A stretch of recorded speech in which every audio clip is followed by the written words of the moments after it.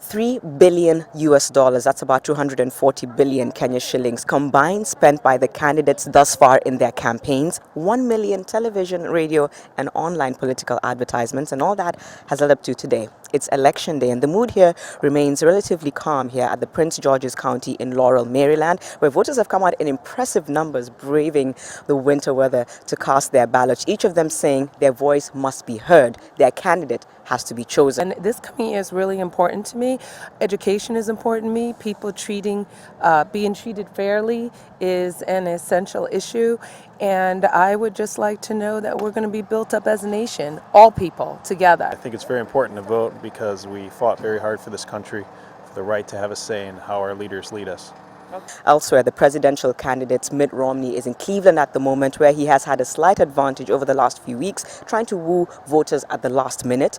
But elsewhere in Chicago, President Barack Obama, as is his tradition, is playing basketball with his friends, taking time away from the campaign trail to just spend time with his family and friends as the results begin to trickle in. And this time round, as Willis is going to be telling us in a bit, is that the results may be coming in later, even as late as Thursday, because of the possibility of a recounts, particularly in swing states such as Ohio.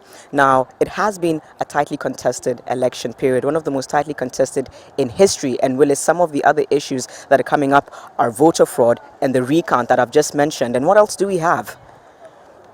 True, Janet, what you've just told us there about Dixie Notch, New Hampshire, the polls there indicating that it is split in half, that is 5 for Romney and 5 for Barack Obama. I want to take you back to when Bush was running against Al Gore and there was the popular Florida recount, and that really did raise a lot of headlines. A lot of people are predicting that this time around, if it continues to be so neck and neck, the recount will be in the state of Ohio. So much so that lawyers from both campaign teams have already been deployed to that area as well. Now, we're going to be looking at Ohio and Virginia most likely during these elections as the states that might decide this election. Popular pollster Nate Silver has already predicted that it will be 91% for Barack Obama, and in this particular state of Virginia, he had predicted that it will be 47% for Barack Obama and 46% for Romney. So by the close of polls at 7 p.m., if that particular state goes as predicted by the pollster, then we would have a small indication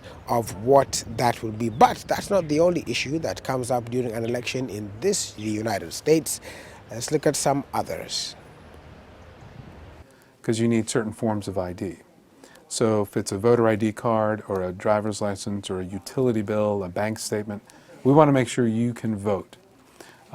We answer whatever questions you have and make sure you get into the polling place.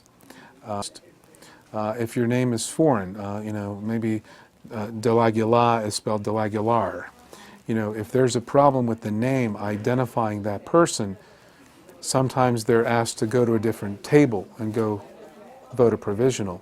That's when our people would go and help rectify that issue. There's a group out there that seems to have appointed themselves the guardian of the vote.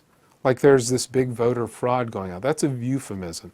There's no voter fraud going on. So those are just some of the issues that are emerging from this election. Most importantly also is the effect that Hurricane Sandy has had on this election. The mayor of New York yesterday signing an executive order that allows the voters in that region to vote from any district, especially in the areas that were very hard hit. Another thing, the voters there in New York and New Jersey are going to be allowed to send in their votes via email. That is just a snippet of what to expect. Of course, we'll keep you up to date as the results begin to trickle in an election that people are saying the results might come out around Thursday if all matters remain constant.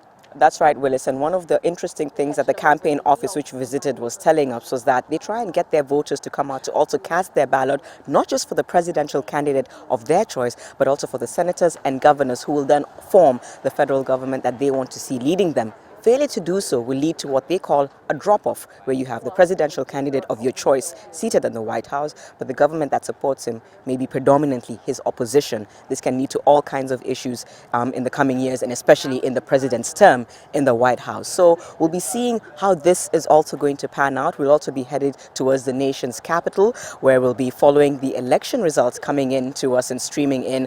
People will be watching all across the country. There's probably going to be a lot of anxiety as we see which way the election is going to come out and who's going to be the president. We'll know that by the end of the week. It's hard to believe it's already come so soon. But for now, from Prince George's County in Laurel, Maryland, I'm Janet Bogo reporting for Citizen TV.